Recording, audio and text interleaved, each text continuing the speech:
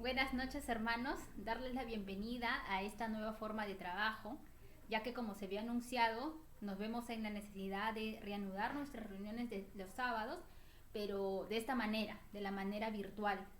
Usaremos los medios que sean necesarios para poder seguir con nuestra evangelización en nuestras reuniones semanales, para poder permanecer o seguir unidos y compartiendo la palabra como usualmente lo hacíamos, ya que esta reunión lo hemos iniciado a las 8 de la noche en el grupo de Facebook, en una profundización de una oración y compartir de una lectura, que es la de los discípulos de Maús, y compartir unas preguntas para su profundización. Espero que todos hayamos podido participar y hayamos podido profundizar estas preguntas para poder en estos momentos leer la lectura juntos y poder profundizarla. Los discípulos de Maús es una lectura que está solamente después de la lectura de la resurrección de Jesús, que es un hecho, o sea, posterior solamente a la Semana Santa que hemos pasado hace unos días. Vamos a empezar a darle lectura. Yo sé que es un poco extensa, pero vamos a iniciar. Los discípulos de Maús. Aquel mismo día, 2 discípulos se dirigían a un pueblecito llamado Emaús, que estaba a unos 12 kilómetros de Jerusalén, e iban conversando sobre todo lo que había ocurrido. Mientras conversaban y discutían, Jesús en persona se les acercó y se puso a caminar con ellos. Pero algo impedía que sus ojos lo reconocieran. Él les dijo: ¿de qué van discutiendo por el camino? Se detuvieron y parecían muy desanimados. Uno de ellos, llamado Cleofás, le contestó: ¿cómo? ¿Eres tú el único peregrino en Jerusalén que no está enterado de lo que ha pasado aquí estos días? ¿Qué pasó?, les preguntó. Le contestaron: todo el asunto de Jesús Nazareno. Era un profeta poderoso en obras y palabras, reconocido por Dios y por todo el pueblo. Pero nuestros sumos sacerdotes y nuestros jefes renegaron de él, lo hicieron condenar a muerte y clavar en la cruz.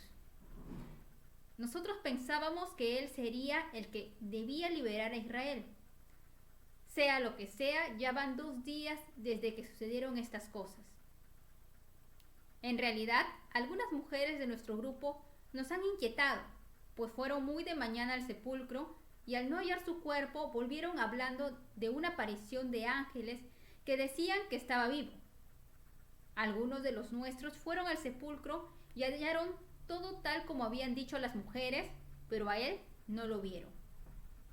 Entonces él les dijo: qué poco entienden ustedes y qué lentos son sus corazones para creer todo lo que anunciaron los profetas. ¿No tenían que ser así y que el Mesías padeciera para entrar a su gloria? Y les interpretó lo que se decía de él en todas las escrituras, comenzando por Moisés y siguiendo por los profetas. Al llegar cerca del pueblo al que iban, hizo como que quisiera seguir adelante, pero ellos le insistieron diciendo: quédate con nosotros, ya está cayendo la tarde, se termina el día. Entró pues para quedarse con ellos. Y mientras estaba en la mesa con ellos, tomó el pan, pronunció la bendición, lo partió y se lo dio. En ese momento se le abrieron los ojos y lo reconocieron, pero él desapareció.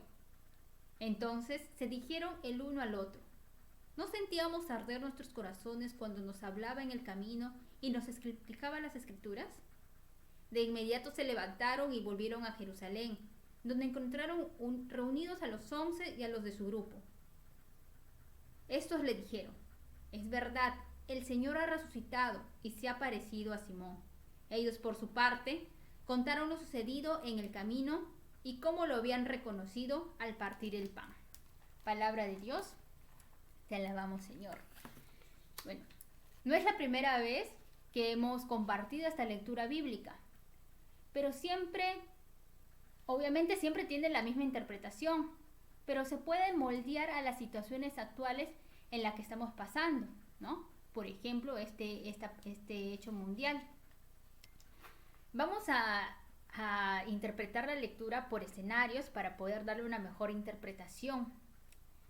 En el primer escenario se ve a estos dos discípulos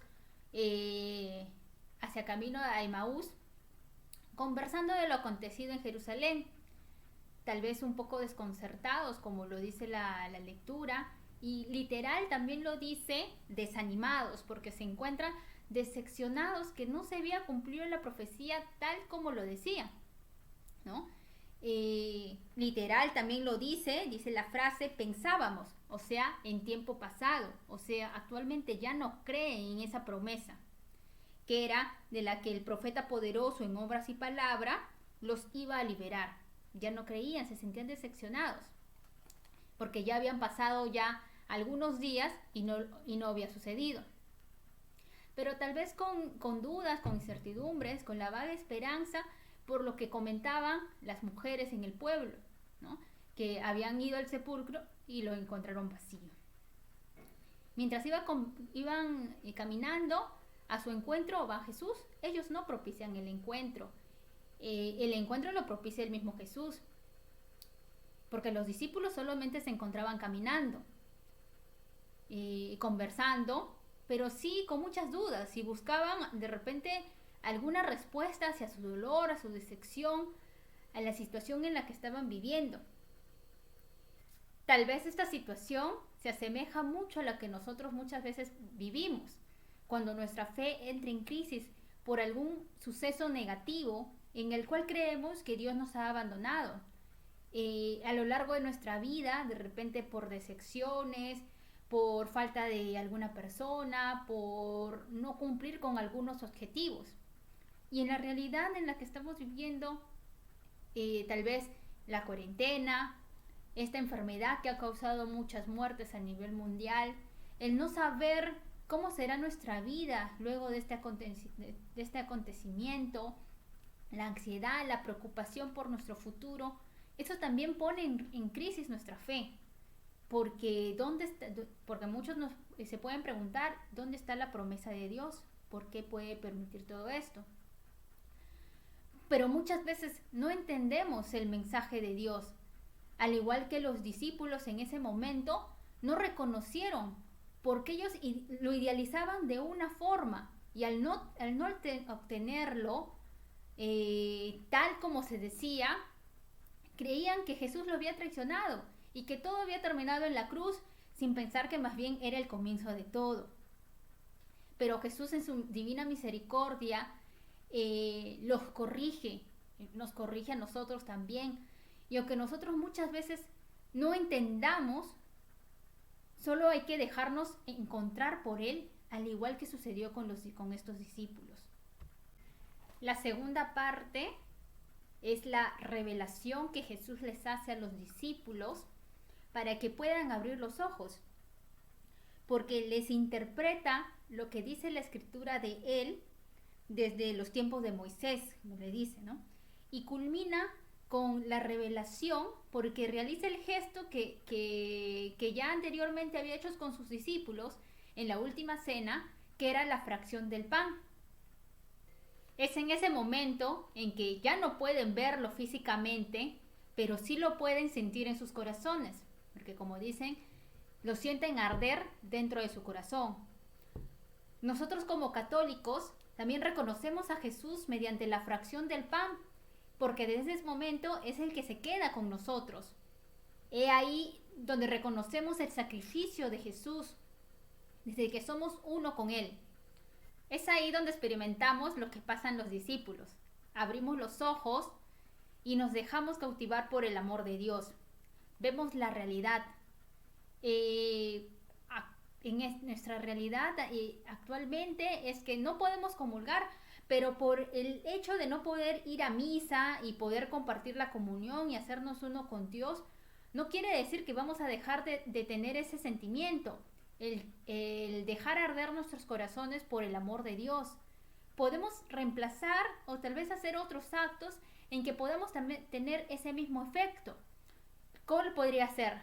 De repente poder perdonar a alguien, reconciliarnos con el prójimo. Es ahí donde estaremos más en comunión con Dios y tendremos ese mismo sentir de los discípulos, ¿no? Esa frase que es muy cautivadora para los católicos, ¿no? Que nuestro corazón arda de amor por Dios. Por último, la experiencia de los discípulos al encuentro con Jesús es una experiencia que cambia completamente sus vidas. De la decepción, del desánimo que traían, todo eso se convierte en alegría y esperanza. Emocionados, regresan todo el camino que ya habían recorrido solamente para anunciar y poder dar testimonio a las personas que se encontraban en Jerusalén que sí era verdad, porque ellos habían tenido un encuentro con Jesús. Este maravilloso encuentro. Ellos quieren compartir esa experiencia que cambia la muerte por vida y anunciar la buena noticia de la resurrección de Jesús. Mediante esta lectura nos invita a vivir y a caminar en fe, dejarnos encontrar y sorprendernos por Él. Y como habíamos compartido en las preguntas, ¿no? ¿Cómo estoy reconociendo a Jesús en mi vida? ¿Qué hechos trascendentales ha hecho de que yo reconozca que ese cambio no ha sido producto de suerte, sino ha sido por Dios? ¿Qué acciones he dejado que pasen para que sentir ese arder de corazón por el amor de Dios? ¿Cómo he percibido su presencia? ¿Cómo se ha manifestado en mi vida? Que esta crisis que vive nuestro país es donde necesitamos más fe, más oración y hacer de nuestros hogares pequeñas iglesias como nos lo pide el Papa Francisco. Bueno, hermanos, espero que con esta lectura podamos profundizar mucho más acerca del mensaje, del encuentro personal que tenemos a diario con Dios. Podamos profundizar mucho más la lectura en nuestras casas y guardemos el mensaje en nuestros corazones.